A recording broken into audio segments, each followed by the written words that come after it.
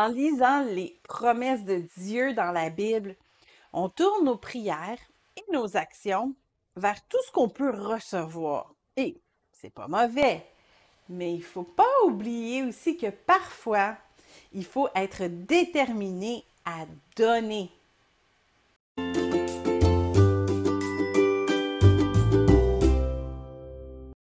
On veut tous avoir plus d'argent, hein? On veut tous plus de temps libre ou moins de moments seuls.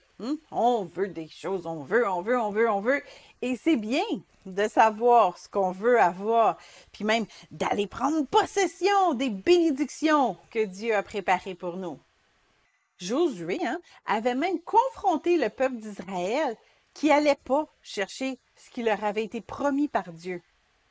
Josué dit aux enfants d'Israël, « Jusqu'à quand négligerez-vous de prendre possession du pays que l'Éternel, le Dieu de vos pères, vous a donné? » Josué 18, 3. Dans le Nouveau Testament, Jésus nous a aussi encouragés à demander à Dieu tout ce qu'on a besoin. Si donc, méchants comme vous l'êtes, vous savez donner de bonnes choses à vos enfants, à combien plus forte raison votre Père, qui est dans les cieux, donnera-t-il de bonnes choses à ceux qui les lui demandent? Matthieu 7, 11. Mais pourquoi ne pas essayer une autre approche? Pourquoi ne pas chercher plutôt à donner davantage? Évidemment, on ne peut pas donner ce qu'on n'a pas reçu. Mais au lieu de chercher à recevoir pour être comblé, on peut essayer de chercher à recevoir pour pouvoir donner davantage. Comme le dit le psalmiste, « Tu oins d'huile ma tête et ma coupe déborde. » Psaume 23, 5b. Eh bien, pour déborder sur les autres, il faut d'abord être rempli. C'est une fois qu'on est comblé par l'amour de Dieu qu'on est capable d'aimer les autres d'une façon saine. C'est quand on réalise que Dieu nous a complètement pardonné que là, on est capable de pardonner les autres.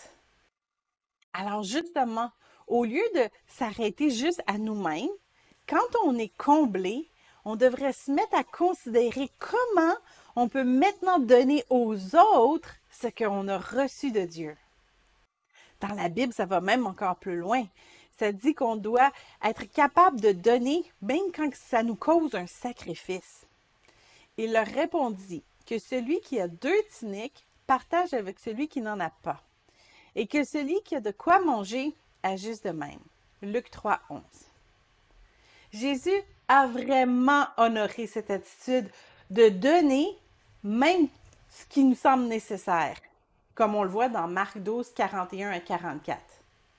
Parce que Dieu, là, il déverse sa bénédiction surtout sur ceux qui sont généreux. Celui qui fournit la semence au semeur et lui donne le pain dont il se nourrit, vous donnera aussi, avec largesse, toute la semence nécessaire et fera croître les fruits de votre générosité. 2 Corinthiens 9, verset 10.